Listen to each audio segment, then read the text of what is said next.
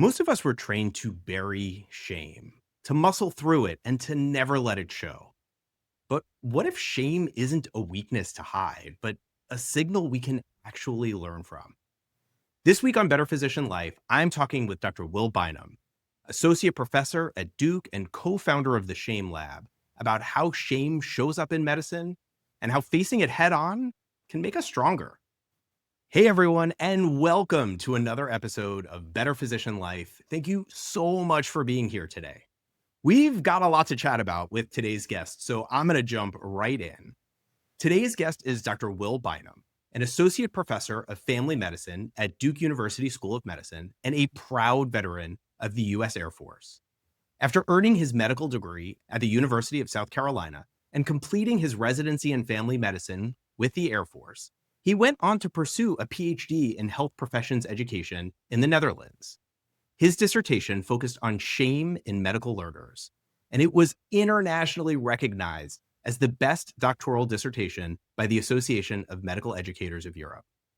Dr. Bynum is also the co-founder and co-director of the Shame Lab, where he and his team are leading important work to help the medical community better understand and navigate shame through research, training, and education. And I'm so excited to dive into this conversation. Dr. Bynum, welcome to the podcast.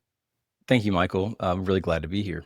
Shame in medicine is a super fascinating topic for me, but I know this is not a conversation that a lot of physicians, let alone male physicians, are having on a regular basis. Can you tell us a little bit about where your interest in shame in medicine came from and how it has developed? Yeah, if you've talked to me long enough, you've probably heard some version of the stories that led to this interest, but it started in a place of personal experience. I never really sought out to study shame or dig nearly as deeply as I have into it. And it happened in residency when I made an error during patient care with a pregnant patient. At the same time, I was just getting out of a, frankly, just kind of bad relationship in which I was feeling chronically inadequate, not good enough, not worthy of being treated the way I deserved ultimately. And these both happened right around the same time and left me just professionally and personally reeling. I mean, really left me reeling. And as a part of the concerted recovery efforts I undertook, which were nonlinear and they were not pretty at times, but they were among the most formative of my life, I came across shame. It really initially from Brené Brown's TED Talk. I mean, I sifted through enough bad self-help tools that I finally just, I think, went to Google or YouTube, and there she was. And when she started talking about shame, and she talked about it in conjunction with vulnerability, it was like someone was describing exactly what I was going through and feeling with a word that I was familiar with, but I had never thought of as apt to describe it so perfectly. And it was literally like fog lifting for me. So I came away from that with, I just sunk my teeth into anything I could get my hands on that helped me understand shame more for myself, which was very helpful for my recovery. And then increasingly to help me understand what, the experiences might be like for other people going through similar things, both personally, but more importantly within healthcare. And so that was the spark. And then, many phenomenal mentors and opportunities along the way. And, here we are talking about it. Yeah. I love how I think Brené Brown is a lot of people's gateway drug to conversations about shame and vulnerability. And I know I have read a number of her books as well. And I think one of the initial books that I read was, I thought it was just me, but it isn't. And that was really written from a female perspective. And then I found Daring Greatly, and I found the story about how she expanded this work to include men, because there is this misconception that men don't experience issues like this, or at the very least, if we do experience issues with shame and vulnerability, that it's unspoken and we don't talk about it. We're socialized not to discuss these things. And for me, that's been a huge part of the last couple of years, is learning how to, if you will, unhide myself, which is something I was very good at doing for a very long time. How has that process been for you? I know how it's been for me. I'm curious about what that process has been like for you, who publicly talks about shame in medicine all the time.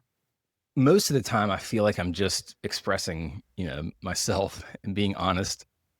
in a way that doesn't feel terribly revolutionary, to be honest. It doesn't feel like it at all. And then there are other times when I observe how little this emotion gets acknowledged and talked about, and especially how little it gets talked about, engaged with, acknowledged in men, that I do realize maybe there is something a little bit revolutionary about so openly talking about this emotion, and not just like in ways that are comfortable or well thought through, but really trying to talk about it in ways that are real. And there is an element of vulnerability there that is a bit scary. I think I've gotten enough experience talking about the emotion that my life has not fallen apart around me. People still seem to think I'm a respectable guy with plenty masculine. If that's one of the things we worry about losing is our masculinity, I've certainly not experienced any of that. But the fear has been there at times. And it only has come through repetitively talking about my experiences, sharing them, and being open about them, to realize that no one's running for the hills away from me. If anything, I find that I'm much more connected to people in my life, be it the people I'm really close to and also people I'm just getting to know for the first time, through these shared experiences that bind us as humans, but that we don't acknowledge or talk about. Yeah, 100%, right? Because when we have these veneers up, when we have these coats of armor on, it's hard for people to really get to know us and who we are. And while it can be, the only good word for it is vulnerable, to allow ourselves to be seen for who we are, that is how we develop the closeness and deepen the relationships that we have. Taking a step back, because we jumped right into it, can you tell us a little bit more about shame? When you are talking about shame, how do you describe it? What do you talk? There's just a huge body of literature around shame, from psychology, sociology, evolutionary biology. There are a lot of ways to help understand and define shame. We use a somewhat of an amalgamated definition that we acknowledge is necessarily somewhat narrow for understanding, and it doesn't capture all of its elements. But at its essence, shame is an emotion that occurs when we engage in a self evaluation, either consciously or not, and we deem ourselves to be in some way globally deficient or flawed or unworthy or not good enough, not blank enough, where the blank is filled in by some element of who we are as a person in a more stable, fixed sense. So, I mean, it's the fundamental sort of shame self talk from Brené Brown is I am bad. There's something wrong with me. And therefore, I need to fix the problem with me. I need to fix my badness, my unworthiness, which frankly can be very hard to do. It's very hard to fix things about yourself that are not easily changed. And so, shame is this globally negative evaluation of the self. It also has what many would argue is a ubiquitous sense of negative judgment from others. So when we feel shame, we perceive that other people are judging us in globally negative ways, often in alignment with the way that we see ourselves. And those might be real people in our lives, people in the room with me when I made my error, or people in my family who heard about it later. It also could be projections of our imagination. So if someone was standing over there watching me, this is what they would see, and this is what they would think of me. And that often is a projection of our own self judgment. But this painful sense of exposure and judgment is a hallmark of the shame experience. Yeah. When I've heard you speak about this before, and you were just alluding to, sometimes these are things that are hard to change, and sometimes they are impossible to change, right? Certain aspects of our appearance, or fundamentally who we are, what we look like, how we show up, and how we tie those attributes to our worthiness. Do you have any thoughts about that? Yeah, our research has shown some qualitative overlaps between shame and fixed mindsets, for example. And, a fixed mindset is one in which you just fundamentally believe you've either got so much of something or you don't. You can only be so good at something. And then why bother trying to be better? So shame often comes up in things like I'm a bad test taker. I'm not a visual thinker, or I'm not good with people, right? Those are global descriptors about something about me. Now, can I get better at my interactions with people? Sure. But attributing it to I'm a little bit socially awkward sometimes with people, or I get nervous in a crowd, that's a different attribution than I am just a social disaster, right? I'm socially inept. I can never be socially adept. There's elements of fixed thinking with shame. There's often a real perception that it's not just that there's something wrong with us, but that wrongness is the reason why things happen to us. Okay, so it's an attribution often, not always, but often, to something that we've done or transgressed or some way we've been treated, whereby we conclude that I'm being treated this way or I'm screwing this up or I'm not lovable in this relationship because I'm the problem, because me, like I'm too neurotic or I'm too much of a thinker, I'm too emotional. And it can be really hard to fix those things if you deem that they are needing to be fixed. Sometimes rather than thinking we need to fix them, we just want to hide them. So I'm just not going to show you my emotional neurotic side because it's too painful for me to feel shame in the ways that you react to that. So there's a host of behaviors that shame feelings can induce. The heart of them, though, I'll just say, I think at the heart of them is just a pretty painful emotional experience. It can be a very constructive emotion in ways, but it really hurts to feel shame. A lot. Yeah. I mean, so that it's often the avoidance of shame that drives our behaviors and also that keeps us in alignment with important things in society, right? I mean, that's where shame is very constructive and that's why we've evolved with it. We're all stuck with this emotion, which is one of the reasons we think we just have to talk about this because we don't fall into shame as predisposition. We all have it because we're all Yeah. human. And so therefore we have to be able to work with it and engage with it. But it does do some helpful things for us. It's often the desire to not feel shame that keeps me from doing things that I should not do. Right. I mean, in a constructive way for me as someone who needs to be socially accepted and needs to have a community. And these days, that is somewhat necessary for survival. Back in the day, when humans were not at the top of the food chain, that was crucial for survival. You had to be a member of a cooperating group of people. So, this is what's so fun about empowering about working with it. It's in equal parts painful as it is empowering. And it's the empowering part that we have to work to see and find, and that's what we're all about. That's what we're trying to do with the work we're doing. Yeah. And so let's talk a little bit about the work you're doing. So we've talked about shame in general, but you have this focus on shame in medicine and in medical education. What does that look like? How does that show up for physicians or doctors in their training? Gosh, we could talk about this for the rest of the day because it's complex and it's diffuse and there are all sorts of interweaving dimensions of shame in healthcare. We've done most of our academic work in medical learners who, are a highly vulnerable population to shame. You could say that being in a medical training environment is a high risk environment for feeling shame. And I mean, I would extend that to healthcare. It's combustible. If sort of shame is a fire, then we're just working in a combustible environment. And some of that's because shame often comes from the failure, perceived or real, to achieve a standard. And healthcare is just littered with standards everywhere for all people, not just professionals, but patients too. You're supposed to be a certain way. You're supposed to achieve a certain level of health. You're supposed to achieve a certain level of competence. You're not supposed to hurt people, right? That's the first oath that any doctor takes. It's the fundamental oath, first do no harm. And it's an oath that you're inevitably going to transgress. So there's shame risk right there, right? We're all going to transgress that oath. And then we're going to feel about ourselves certain ways. And shame can be one of those ways. There's also a deeply integrated interweaving of our professional selves and what we are learning to do and who we're becoming with who we are as people much more broadly. So this interweaving personal, professional identity and the principal critical role that service towards others, competence, et cetera, serves as we develop an identity is amazing, but it's also a risk for feeling shame when that identity is inevitably transgressed or unachievable in a moment. And if you just think back to your training, God, how many times do we feel like we were falling short of a standard? I mean, all the damn time. And you'd feel that way because the standards are really high. Necessarily. So therefore, we're going to fail to reach those standards. We have to be prepared for the shame that can follow.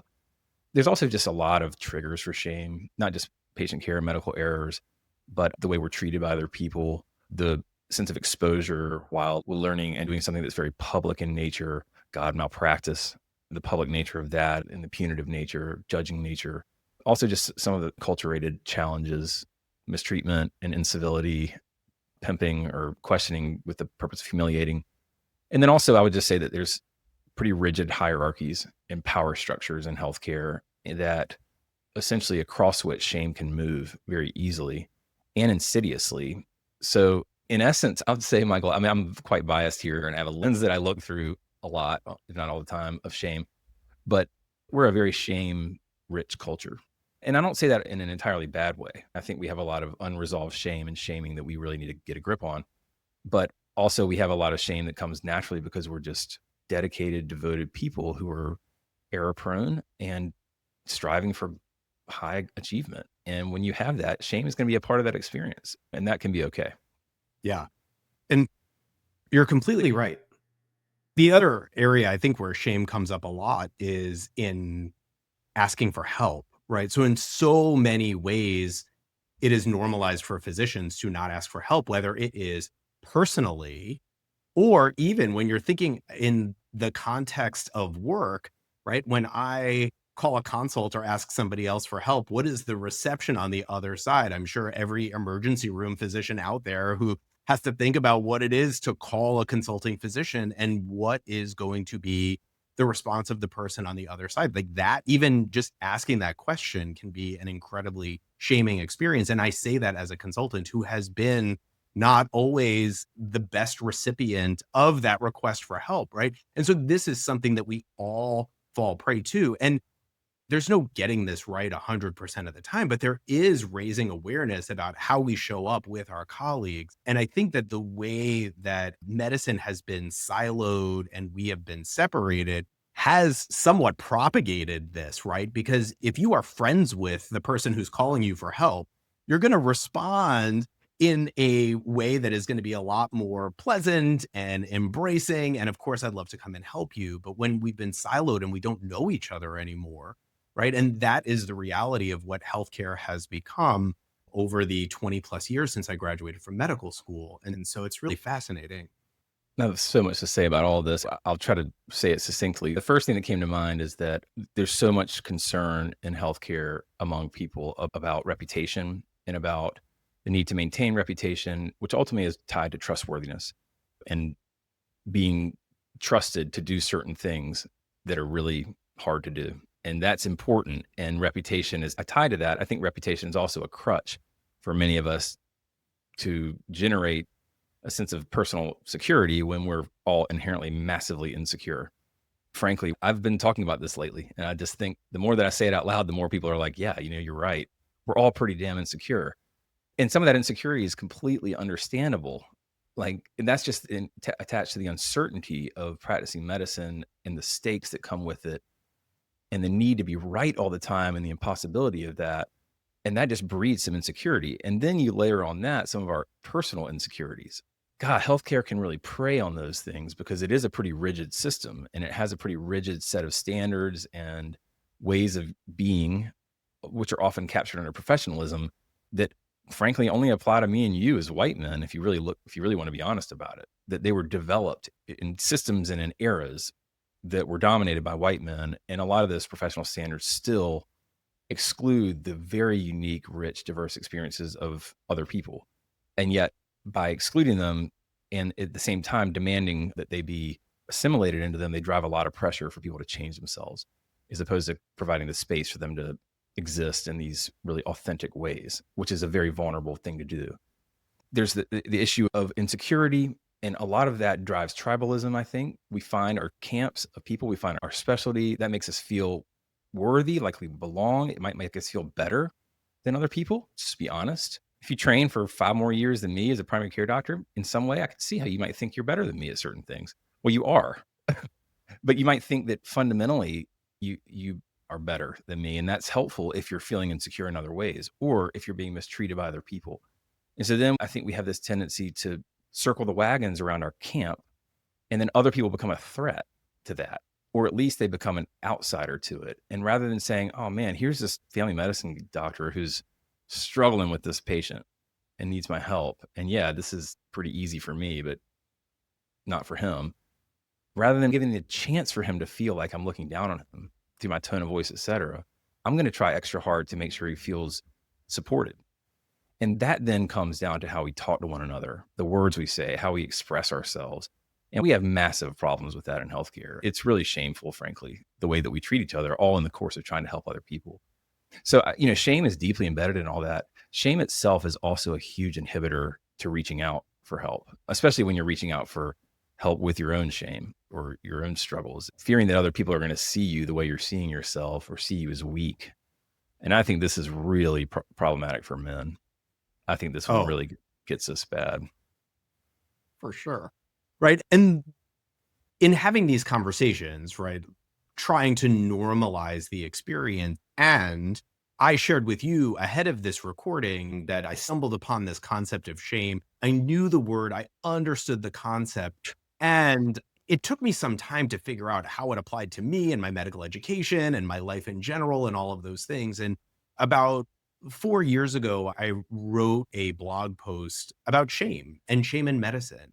And I had written in the kind of caption of this blog post something along the lines of shame is a normal human emotion, but it is not productive. And shame holds us back and prevents us from dreaming big and accomplishing our goals. And I went on to say that the world of medicine is built on shame. And it's time to start tearing down some walls and creating a stronger, more resilient foundation with the attempt to open eyes, get people thinking about it, because we really can't change things until we're aware of them and thinking about them. And I got this comment and I'll never forget it. And the comment was essentially, the world of medicine is built on science, and you should be ashamed of hawking this stuff, you quack, which for me was an intensely shaming experience. And there was also a part of me that felt pretty good about it. Number one, I just got shamed on my shame post. And number two, it got somebody thinking, right? And even if that other person didn't agree with me, and who knows if that person was a physician or in the medical community or what have you, but as you were describing, there are some rigid structures and hierarchies that exist that it is uncomfortable to question. We were all, quote unquote, raised in these systems, and to push back on these systems in this way where we're trying to disrupt the quote unquote norm, it's uncomfortable. And shame is a tool that can be used to try and keep people from talking about it. Yeah, the impossible to know anything about the person that made that post, but more likely than not, that was coming from a place of some form of insecurity that you're reading about this was tapping into. And that's a classic behavior to deflect your own feelings of shame or your own awareness of your capacity for shame. Donald Nathanson's this great psychiatrist, has this amazing model called the shame compass, and he describes these behaviors through which we attempt to bypass the discomfort and the pain and the acknowledgement of shame. And one of them is attack other, right? And there's this kind of notion that if you don't transform it, you'll transfer it. And this is where I think men can be particularly prone, because we're also just bred in a society along the way that to be powerful, you need to be violent, or you need to be bigger, or you need to be stronger. And then that's a protection against your vulnerability. And so what you do is you put someone else down to make yourself feel better. It's like a classic schoolyard bully. That is not a real tough guy, actually. He's probably a real shame ridden person like the rest of us, but just is intolerant of that. There are other behaviors like compensating and attacking yourself and withdrawing.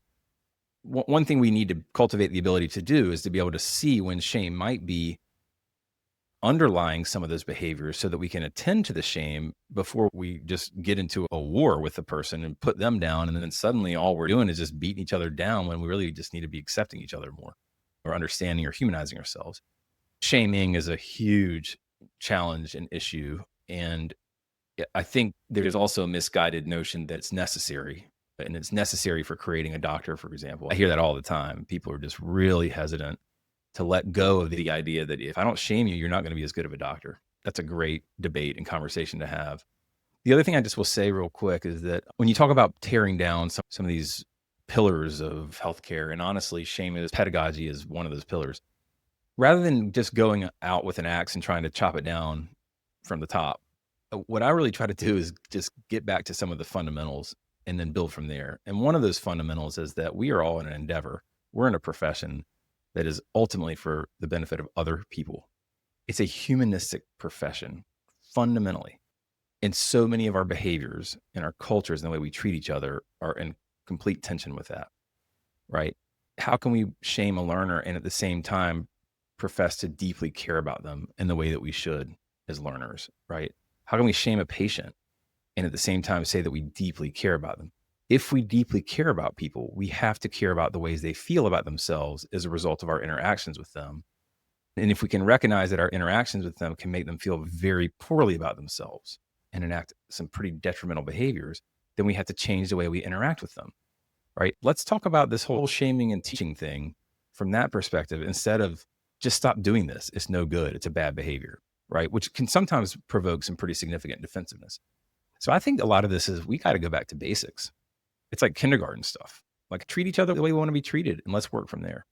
Yeah, essential, essential. And I'll offer to the physicians listening, and this is coming from somebody who signed up for physician coaching because I needed it, right? Like I didn't show up in my current form, right? And so I, again, have not always been the person on the other end of the consult request that I wanted to be. And if I let that define who I am now, I never allow myself to move forward and become someone else.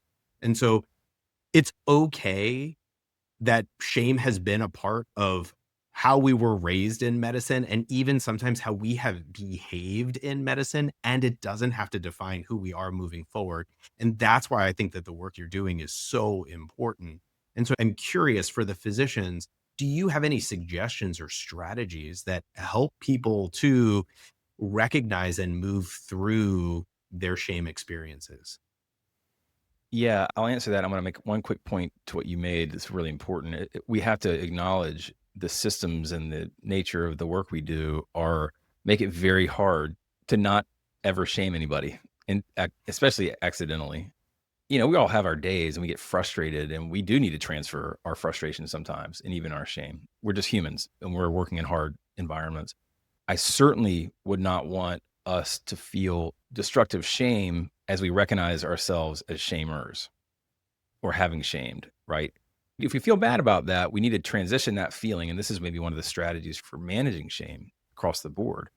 If you're feeling a certain negative way about yourself as a result of a transgression, one of the better ways to move through that constructively is to try and transfer the locus of that blame off of your entire self and onto some of your actions or behaviors or tendencies or even circumstances outside of you that are modifiable.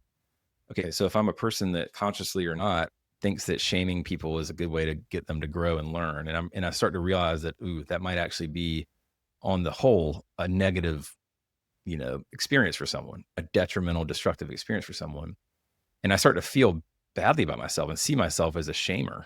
That's not how I would want to see myself. For me personally, I would get defensive about that. If I was being made to feel like you're a person who shames people, right? Ugh, I would get defensive. No, I'm not. You're the problem.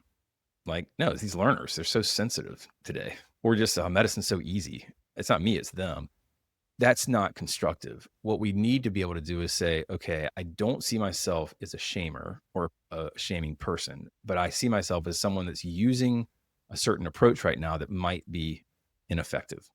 It's the approach that I'm taking, it's the tendency I have. And that could be driven by some things about me that I need to work out, right? Grew up with trauma in my life, or I was neglected, or as a young man, I dealt with my extreme vulnerability by putting up a wall of armor. And that wall of armor is just not helping me that much in this current role.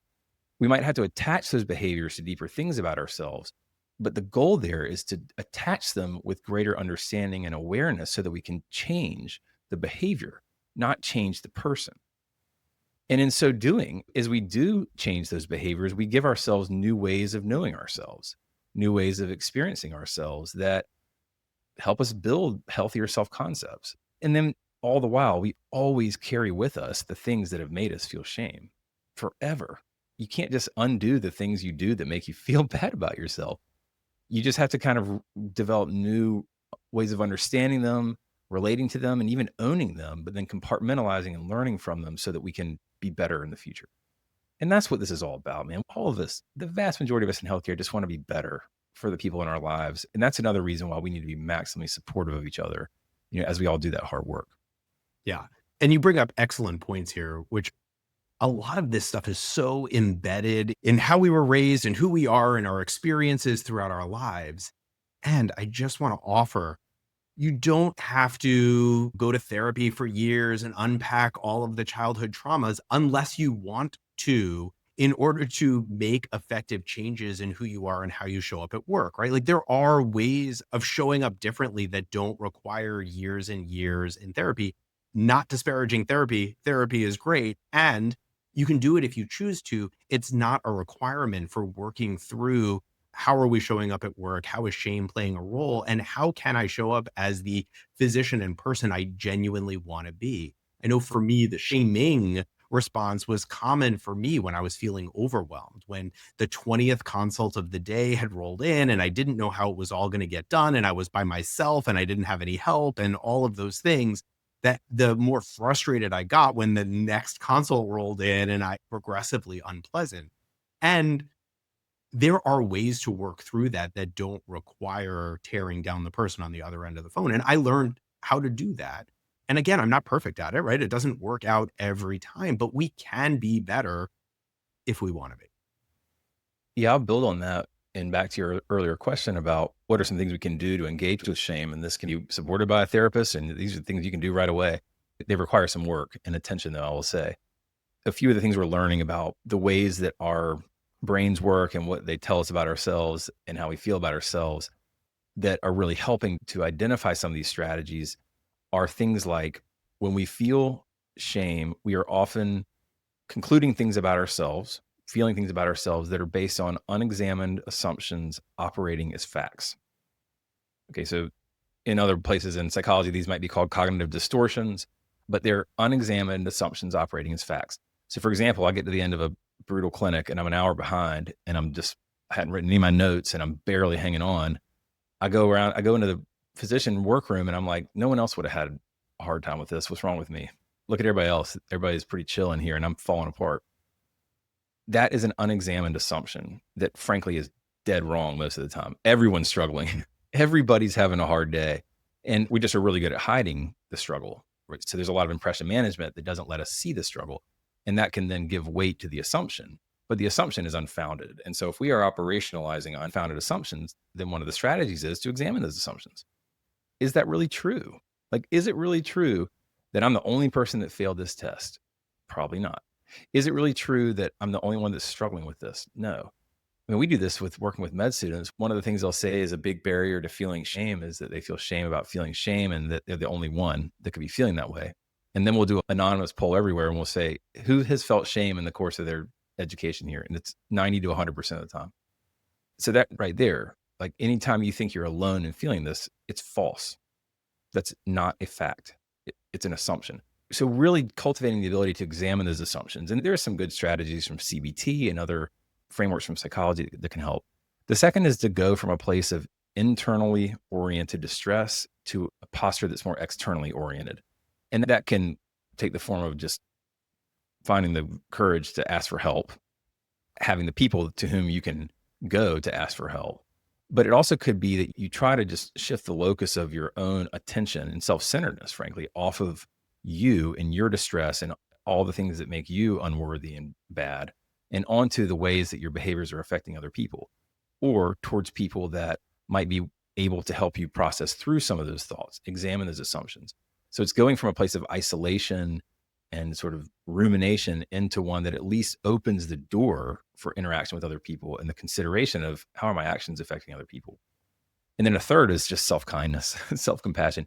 You can't really ask that question of yourself, how might I be affecting other people if you're not able to be kind to yourself when you answer it? Because sometimes those answers really don't feel good. Oh my God, I'm neglecting the other people in my life. I'm talking down to people. I'm transferring my own shame to them. And then I got to confront that. So the practice there is just treat yourself how you would treat a loved one or someone you care about. And there's plenty of people that have talked about this. Kristen Neff has done some great work around self-compassion that I recommend. But that's a practice we've got to be able to cultivate. And I think as physicians, especially, we are often self-deprecating to a fault. It's like if we give ourselves a pass on something, we're not going to ultimately be able to rise to the occasion of taking care of people in high stakes situations. And I just think that's just an assumption in and of itself that is unfounded. Yeah. And to connect the dots here, right?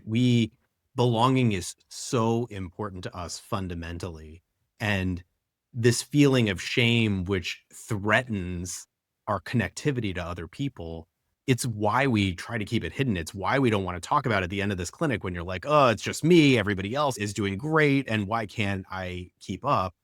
And simultaneously, it is in the sharing of that experience. It is in our ability to talk through it. And we get to choose who we're speaking to, right? Like you and I have decided to put ourselves out there into the world and talk about these things publicly. And from the individual physician's experience, that is not required, right? You can find a trusted friend, colleague, peer, whoever to talk through these things with. As a Gen Xer, when I think of shame, I think of gremlins. And I think about how gremlins thrive in the darkness and you kill them with light. And I think of shame in very much the same way. Shame dies when we shine light on it. And when we can shine light on these things that we're experiencing and even just have a conversation with a colleague that feels safe to us in that moment, a trusted colleague, it begins to lighten the load and the shame starts to dissipate. And the more we can talk about it, like you and I have both shared here, the experience gets easier, right? We think it's going to be this like seismic shift when we start talking about vulnerability and shame. And then you realize, like, no, I'm still the same person. I'm still a respected physician. I still show up and do my work. And I'm healthier mentally. You might even be more respected or at least more appreciated as someone who's willing to pull back the curtain that other people are wanting to pull back as well. And you might facilitate an opportunity for others to do that in no other way than just modeling it. I think we do probably need to learn how to have these conversations. It's funny that you even say that out loud because it's like, well, we shouldn't have to learn about something that is just fundamentally about us as people. But because of the nature of shame, it wants to bury itself and we want to deflect it. We do have to practice this and we have to work at it. So some of that is just understanding how to go to someone for help. Instead of just saying, if you're going to say something to someone, I'm really struggling, which is fine. I would encourage people to think about saying, I'm really struggling with how I feel about myself right now. Like I'm really down on myself. Okay. And so take it to that self-conscious level, not just the basic emotion level of I'm struggling or I'm burned out or I'm anxious or I'm sad, but I'm down on myself, man. You know, for the person on the other end of that, cultivating the ability to get to that level as well, right? If you have a colleague or a friend or something that's coming in and they are struggling or they're exhibiting some other challenging behavior, to be able to say when it's appropriate and within a trusted relationship, can you tell me a little bit about how you're feeling about yourself right now? Like, how do you view yourself or how do you think other people are viewing you right now? But that's often an easier inroad than saying, hey, are you feeling a lot of shame right now? That's a tough one. Unless you're talking to me, you can come talk to me like that. But most people are going to kind of recoil from that notion. But trying to just open up space for how they're feeling about themselves. To be able to answer that question, there needs to be a foundation of trust. There needs to be an understanding or a belief that this is someone that really cares about me. And also that this is someone that authentically wants to know the answer to this. You cannot ask that question in a token way. That actually can be detrimental. The third thing I'll just say is that I think we've got to work intentionally to create environments where these types of interactions are possible. And I was just thinking as we were talking, about the scenario where you go into the physician workroom at the end of the day, like you can't go in there and completely unravel the way your emotions might want to do. You cannot wear your shame on your sleeve all the time. We have to hold it together for much of the day, much of the work we do. And so there's got to be a middle ground. There can't just be pure stoicism and there can't be pure emotionality. We have to cultivate and carve out places, relationships, trust, values that give us the ability to manage these things and be stoic when it's necessary and be emotional when it's necessary. And that's the fun part of this work is like figuring out what does that look like? And that looks different for probably every group. I'll tell you, it looks different in surgeons. I'm working with a lot of surgeons now, and that's a different animal for them than it is for a group of family medicine doctors. I think it might be different for a group of nurses versus physicians. We all have different nuanced experiences. And so we got to figure out how do we begin applying some of these basic tenets and strategies within the really complex sort of sociocultural environments that we're in. Yeah. And just to point out a key word that you said here, this has to be cultivated and it has to be intentional. And these are not things that just happen. We can't just sit in the physician workroom and expect that these conversations are just going to happen because, like it or not, that's not the culture, right? That has not been the culture. And it doesn't mean it can't be, but it does have to be cultivated and it does have to be intentional. Well, and that just goes back to the point maybe earlier. That's where we just recommit to and rely on some fundamental values. Are we going to be an organization, a hospital, a team that fundamentally believes in the inherent worthiness of all people? Are we going to do that? And if we can do that, then we can begin doing a lot of these other things too. Yeah. I think the work that you're doing is incredible. I'd love for you to tell the audience a little bit more about the work that you're doing and where they can learn more about you and your work. Thanks for the opportunity, maybe just to share a little bit of that. I want to acknowledge my colleague and a lot of the work that I do at the Shame Lab named Luna Dolezal. So Luna is just a brilliant mind and person. She's a philosopher who's done lots of work in shame and in medicine, shame and femininity, shame and patient care. And so almost everything that we've created in the last few years has been a co-creation. And so Luna and I run the Shame Lab, and we have a website, shamelab.org. And it's a great place to just learn about what we're doing, read about some of our research. And then we're developing and delivering training. And that training is built on a framework we call shame competence. And so it's a set of skills and principles and practices that we can all learn and apply within professional practice settings to engage with shame constructively, and then to harness all of its transformative potential in doing the work we do better. I would just maybe put a plug in for the Shame and Medicine podcast series through the Nocturnists. The Nocturnists are some of the most brilliant creatives in our time, and they harness the power of story so beautifully. And we were able to work with them for a 10-episode series that does that with shame. And then the last is we run a little consortium called the Shame Space. And it's a place where we facilitate engagement. We have some creative resources, graphic medicine, a documentary film, through which to explore the concept of shame in a more sort of artistic, creative way. And then the Shame and Healthcare Network as well. We've just formed recently. So anyone with an interest in shame, it's a network that's being executed across quarterly webinars right now, but we're looking to grow it. And so be happy for you to reach out to me or through either of those websites, and we can get you enrolled in the network. Thanks for the chance to share. Of course, absolutely. And another plug for the Nocturnists arc on shame and medicine. That was where I first heard you speak on this, and it really opened my eyes to so many aspects of how shame shows up in medicine and in healthcare at large. So if you haven't listened to it, highly recommend. Dr. Will Bynum, thank you so much for being here. To all the listeners, thank you so much for spending some time with us today, and we'll see you next time on the Better Physician Life podcast. Take care.